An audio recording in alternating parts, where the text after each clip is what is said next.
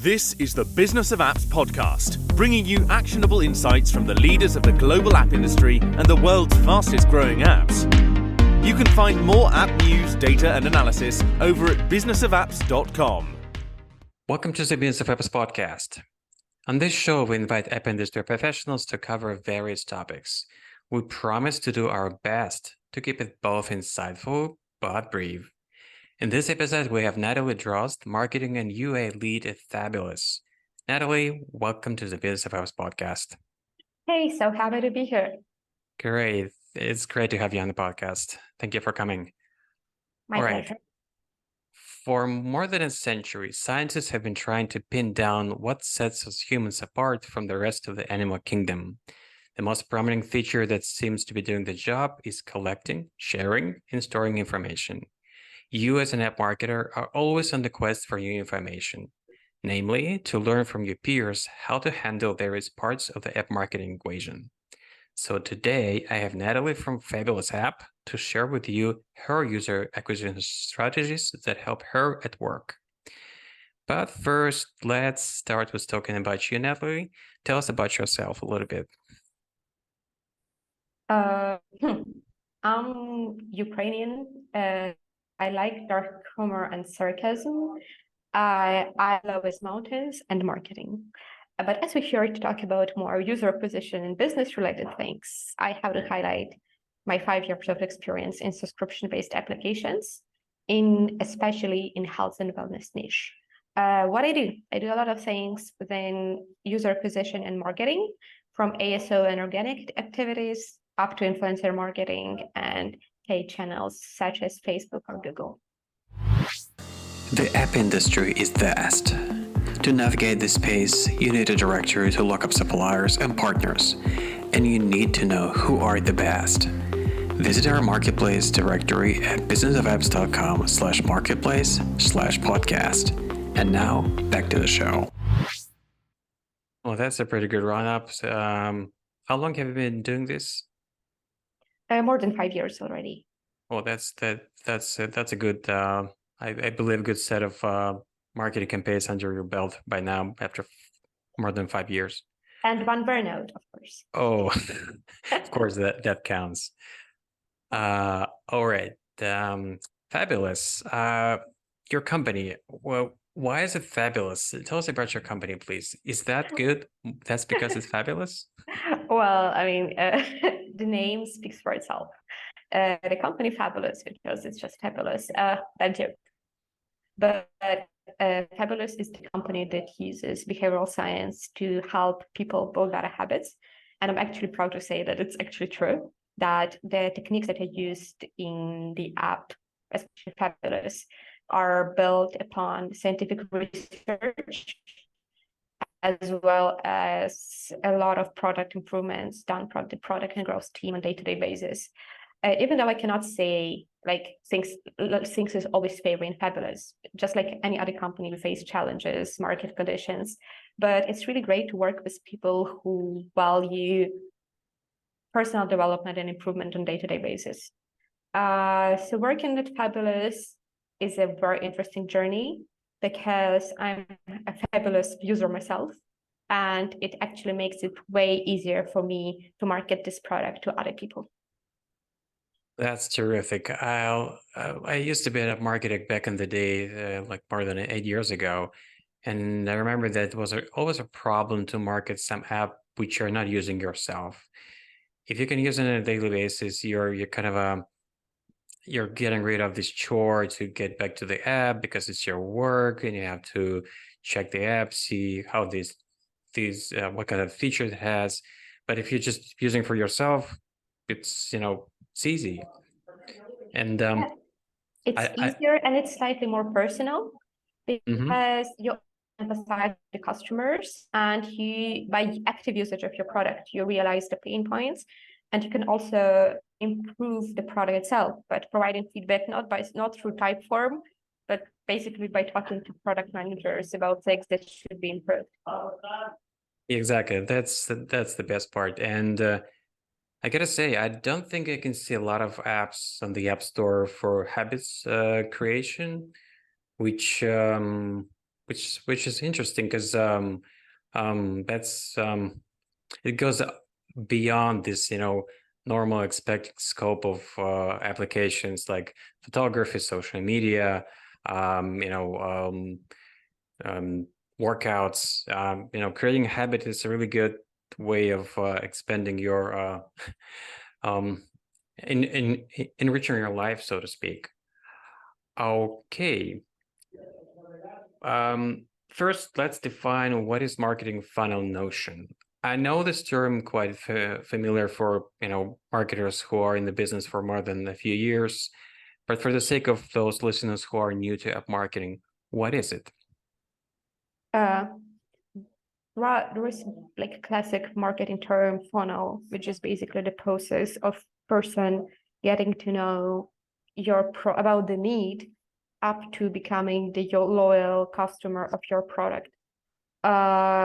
Basically, there are many different ways how people describe it, but I prefer to refer to funnel as the process of the person understanding about a certain need up to using your product and becoming a loyal customer. Usually, 4 steps at least. It is, for me, we try to build awareness, then we provide a solution, we onboard the customer, get an aha moment, make them retain, and help them to become loyal customers and spread the word about the product. For funnels should never be treated as separate parts, because that's something that will create internal problems within sub-teams in the company. Because that's something, if marketing and product, for example, have different goals which are not connected, it will lead to battle between teams, one complaining over the other. It's like internal battle, and product people are saying marketing is bringing low quality customers, while marketing saying we're bringing the best customers, but product don't know how to monetize them. This is why, even though funnel is very much used, I don't use it on a day-to-day basis, just because I work in a team. And by team, I mean not marketing, but the whole company. Even though, of course, there is user acquisition team, but I mean that my goals, they are not just marketing specific, they are company specific. You just touched on a very important point, which I've heard over and over since I've been hosting this podcast for a few years by now. Like, it doesn't matter what specific project, niche, category, but people bring up this thing over and over that doesn't matter how good folks in the, both development and marketing departments, if they don't work as a single team, you're doomed, to be honest. Now, what do you consider to be the most important thing in an app user acquisition journey? It's the word journey. It has to be one single story between different touch points with your product. Sometimes people, again, like when we talk about working in silos or in small sub teams, every team does the best thing to optimize their part of the user journey, and it transforms into 3 separate stories. Basically, when we talk about, for example, influencer marketing versus user acquisition versus onboarding experience. So the user does not actually understand if that's the same product or not, because it looks completely different, that by the tone of voice, by messaging, even by visuals or colors used. So whenever I talk about user journey, we have to keep the things consistent. Yeah, the journey is the key. And I would say this is by definition what you're expecting from influencers when you're working with them to promote your app. You would expect them to deliver the message in a language that they use to communicate with their users. But in the same time, you want to make sure that that language is consistent with how you want them, the end user, to perceive your app, to get the impression you want them to have from your app, and to set expectations right. Right. KPIs. Every app marketer has her and his own relationship with key performance indicators. What strategy would you suggest? There are different strategies used by different companies, and every company has their own best one. from OKRs, KPIs, and you can call it whatever you want. The most important thing, they should be realistic. You could have as beautifully written KPIs, but if they are not realistic and if they are forgotten after 1 week after you establish them, that's not a KPI, it's a beautiful BS. The other thing, they should be trackable and measurable, because if you have a goal that you revisit only once a year, very likely you will not revisit it because you forget about it, or you will find a new job, or things change, because, well, we live in a very fast changing world. So no matter what metrics you have, it should be easily attainable by, like, I can check every week my ROAS, day 7. I can check every week how much net worth I'm making. So it's something that I can check on a daily basis, and that's something that I should be able to achieve. Of course, the goal should be ambitious, because there should be always space for improvement, but it doesn't have to be unrealistic. If you're a startup and you have a KPI of getting to, like, I don't know, to get 1 billion valuation in 12 months, it's something very unrealistic for a couple of reasons. First of all, how can you check it on day-to-day basis? Like, am I already 1 billion? Yes, no, I got evaluated. That's not the thing how you're going to do. And two, if there are any similar success cases when you had a startup that grew from like 1 people to 100 people and changed valuation within a year within certain marketing conditions. So whenever you have KPI, you should tell immediately if you're following, if you're getting better or worse. And two, if there's something that you can achieve within affordable time frame period. Like, we are not talking about 5 years. Unfortunately, little people, or maybe fortunately, little people make 5-year plans or 10-year plans. Now we talk about more than months or maybe 1-year goals. And it's perfectly fine. But this is why I'm not telling about specific metrics like ROAS, net profit, DAU to MAU, because every company has their own goal depending on the niche they're in, depending on the monetization strategy. But your goal should be easily checked, should be ambitious but attainable. Yeah, that's a great balance. I was recently introduced to this notion of vanity metrics, meaning something that you're measuring, it's easy to measure, but it's not actually helpful for your business. So you get this number easy, no effort, easily attainable, but it doesn't lead you anywhere financially. So yeah, it can be very decisive. Yes, and for example, like even good metrics such as net revenue can be a vanity metric if not used right. Or even daily active users can become a vanity metric if your company is not making money. Agencies really love to use vanity metrics because they say, like, but hey, I know you're screwed, but do you see that we help you to scale 5x? I mean, yes, you help me to scale the users 5x, but it cost us 17x and the revenue per user decreased. So that's something about being, I would call, sober and realistic and down to earth to understand your business and don't lose touch with reality. Being great follower base on TikTok, like for example, Duolingo example. Okay, everyone knows your brand, but is that something people paying? Yes, great, fantastic, great job. But is it just great being great and it doesn't transform into value for a company? Then maybe you shouldn't invest that much time into it. But if you're just showering with money, it's something you should do. So every company has their own case. Exactly. And now, regardless of an app project specific category, we all have these moments and something in app marketing stops working. Boom. What do you do when it happens to you? I go and pray. I take a cold shower. I go for a run. And only then I start thinking, what should I do? Because in fact, resilience is one of the main features of a good marketing specialist. Things break down all of the time. Every year, there is at least one update that will make your life miserable. It can be scan, it can be switch of MMPs, it can be breaking of your monetization model.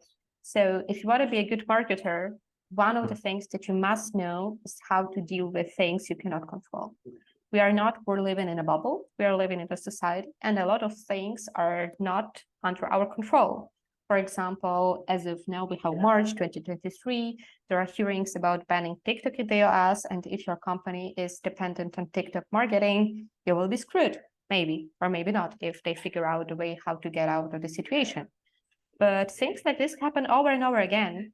And the first thing you have to understand, well, you are not saving lives. We are not working the emergency. We are not firefighters. Yes, app marketing is a great niche. It's something I love. But until you work for some apps that save people's lives, that's nothing you should be dramatically worried about. I'm Ukrainian and I know what the war is. And it actually helped me to understand that many things that we perceive as strategy are not strategy, because what really matters is your health and safety of your relatives. And it's something that helped me to become slightly more resilient as a marketer itself. In the case that I described, for example, in TikTok, if you assume it gets banned in the US, it's an industry problem. It's not specific to your app. But for example, if there is something that in your app, you're, for example, run out of money, then all the industry is fine, but you're like more slightly screwed. So it's something that you should fix, and the solution will be different than in the first case. Therefore, I believe as long as you're alive, there is a way out. There is nothing that's impossible. If you try hard, you will find a solution. But at the same time, it's perfectly normal when companies fail, because success is not possible without failure. If all the companies are to succeed, then what failure is? So yeah, I'm being philosophical, but it's something that actually helps me to go and solve different difficult problems when they occur. So, for example, scan. Well, life got different after depreciation of deterministic measurement on iOS. Yeah, was it hard? Yes. Did it kill us? No. We can continue working with different realities. And that's fine, because again, like this is the problem which was specific to the whole industry. So we are all in the same boat, and you can easily find a solution. Well, maybe not easily, but it's still completely possible to find a way out of situations like this. So trying hard, trying regularly, not being afraid of failure, and accepting risk and failure as a normal process of life is something that helps you to deal with difficult situations. I hear you, Natalie. It's always helpful to zoom out of your current situation you're working with and see it in a broader scheme of things. Like quoting Mark Watney from the Martian movie. At some point, everything is going to go south in you. And you're going to say, this is it. Now you can either accept that, or you can get to work. Running user acquisition campaigns for apps, what is your general strategy scale-wise? First of all, be close to the world. By this, I mean, don't get trapped in vanity metrics, as we already said.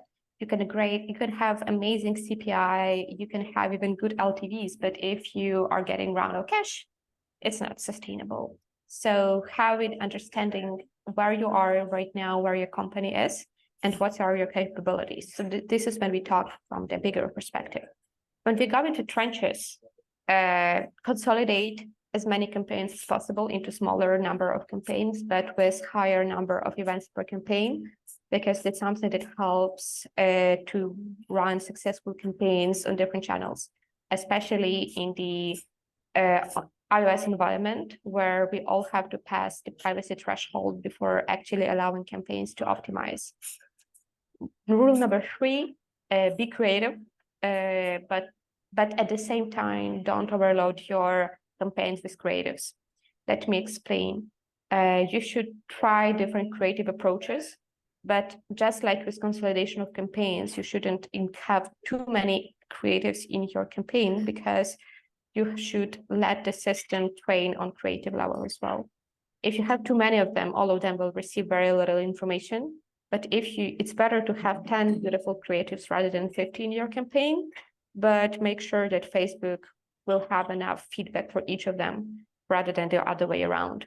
So on one hand, being close to reality, on the other hand, being consolidating things, but still trying not to be dependent on one channel. Why? Because dependency and monopolies are almost never good. And even though many companies are kind of dependent on Facebook ads, with IDFA, it's actually slightly changed. We still have Google with being the major player on Android acquisition. So trying to diversify, one thing, trying to have less campaigns. Second thing, using different creatives. Third, but limiting numbers of creating force. So very counterintuitive rules, I would love to say. No, it's actually, it makes a lot of sense. Speaking of not putting all eggs in one basket with the channels, we all know that there's a real chance TikTok can be banned in US and possibly can suffer as a platform, on a global scale. It's not likely, it's just a chance. It may or may not happen, but it just goes to show you that relying on the single channel is not a sustainable strategy. We saw it with Facebook. We see there's a jeopardy of TikTok ads being hit by different kind of problem, but still will make it harder for marketers to use that channel. So yeah, diversify your channels. And speaking of being creative, ad creatives, looking at the body of the ad creatives you used for ad campaigns you work with, is there something common you would like to highlight? Know your users, know who your customer is, and basically that's one thing, because when you know who your custom audience is, it's easier to understand their needs. This is why it's relatively easy for me as a Fabulous user to understand what kind of ads would make me want to click on it. One part of the issue. The other thing is check your competition as always as possible. It's one of the simple rules, but it should be never forgotten. But don't copy your competition, because you still have to stand out as long as it's possible. But with creatives, well, be analytical in your creatives. Try to go ahead with as many crazy ideas as possible, but bring numbers behind those ideas. This is why some companies have creative testing, just to make sure that all the ideas they are validated before going to business as usual. Some smaller companies don't do it, but it's still super important to look at all the metrics, especially revenue-related metrics for your creatives. But why it's important? Because we shouldn't be trapped again in vanity metrics, like, hey, we have such a great CPI, but those people are not converting. So that's something we should avoid. Being analytical while staying creative and being systematic. Just like figuring out and working with difficult problems or when things broke down, the same can apply with creative when you have creative fatigue. But by never chance you have to stop. Quite the opposite. The more difficult the situation is, the more experimental you should be.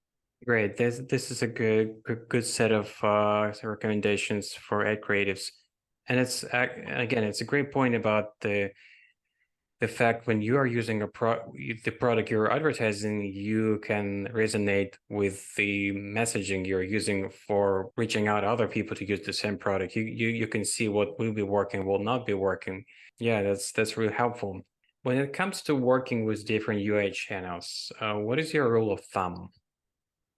If you can't make things work on Google or Facebook, there's very little chance you will make something else work. If you cannot make big channels work, which have the biggest ad technology teams trying to build and one of the biggest DAUs on their platforms, there's very little chance until you're a very niche product such as casinos or adult or like something which is more specific to several platforms that you can make things work. If you're a standard, I don't know, hyper casual game or something in health and fitness or some kind of social app, you must master bigger players first before going into new channels. Second rule is past learning phase, meaning especially in iOS, because now values create a lot of pain for many people. When you are taking on a new channel, make sure your budget is enough for the system to train. Therefore, if you have 100 euros, you shouldn't go and run iOS campaigns on Snapchat, because instead of some real information, you'll have only nulls.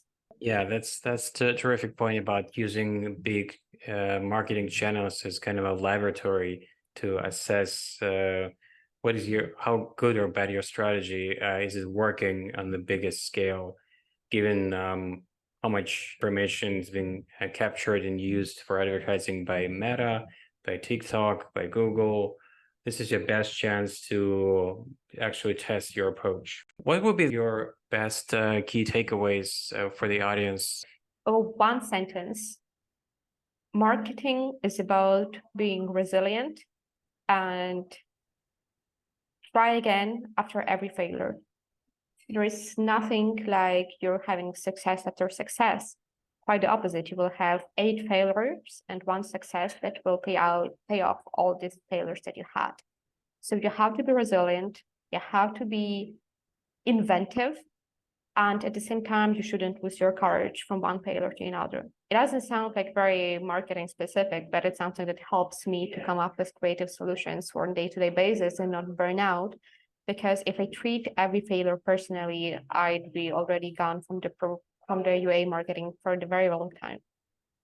Yeah, the problem of going through the burnout is real.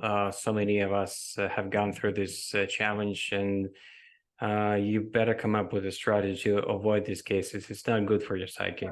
Yeah. Now, my final question for the first part of the show will be this. Natalie, is there something about mobile app marketing would you really like to change? I mean, there is a magic saying, bring back deterministic attribution, but I know that it's not going to be real.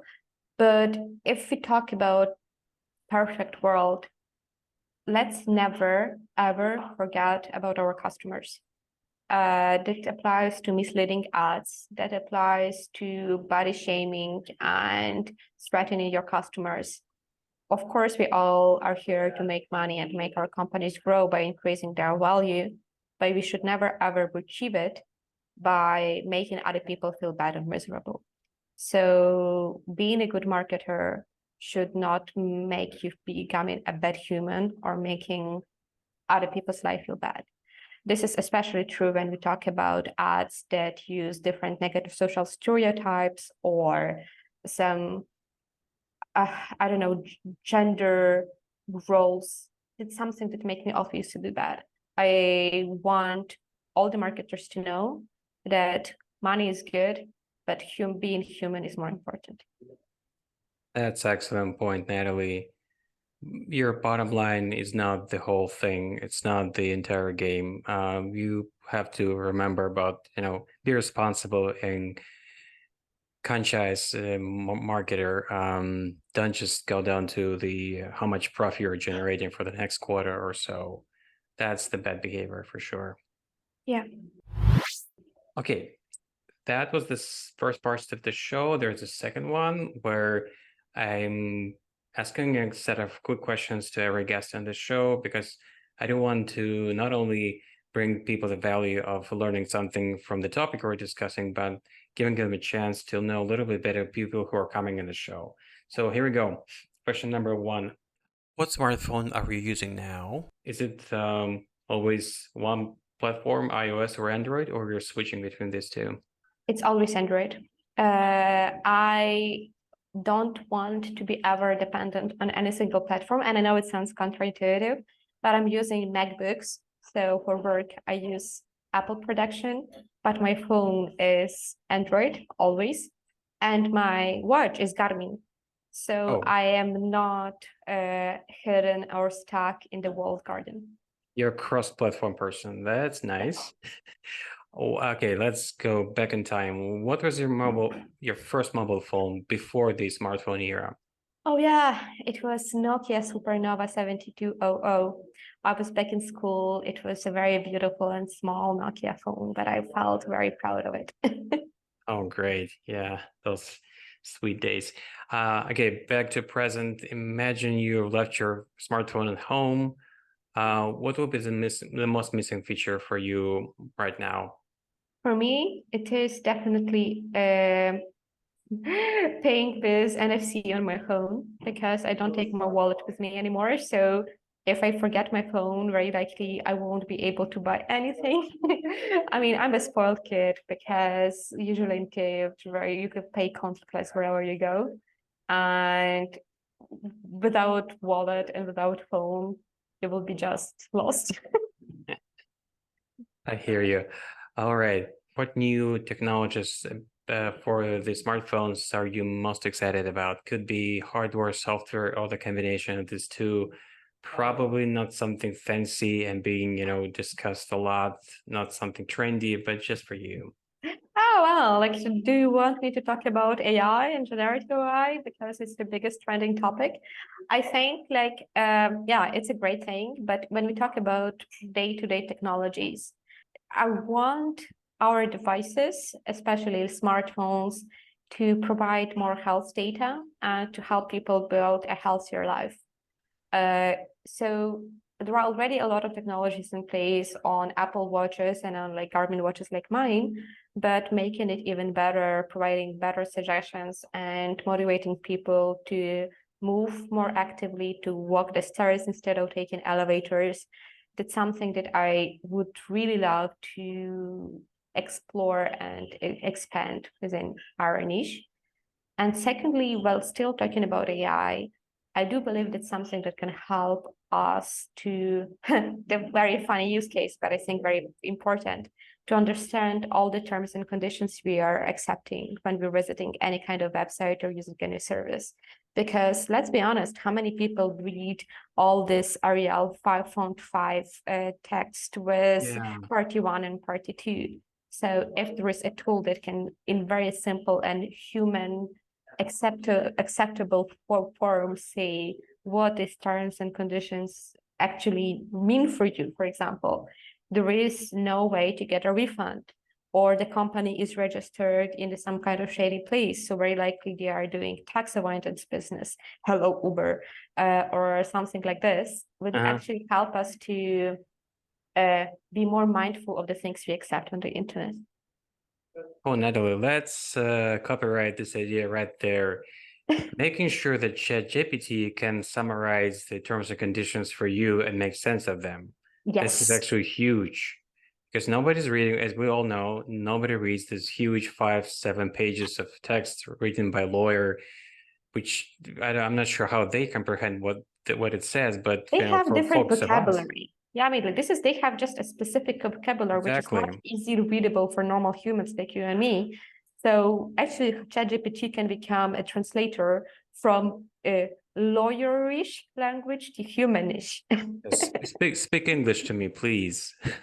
Exactly. Exactly. Terrific. All right. The very, very final question: how can people get in touch with you and get more information about what you do? I believe that all the information can be shared, and I'm always happy to talk about marketing. You can find me easily on LinkedIn, Natalie Drozd. There I am, or you can search for people working at Fabulous, and then you will find me because, well, surprise, surprise, I work for Fabulous. And I'm always happy to chat about marketing related topics because that's something I really love. And I feel I'm lucky because I work in the industry I'm really enjoying.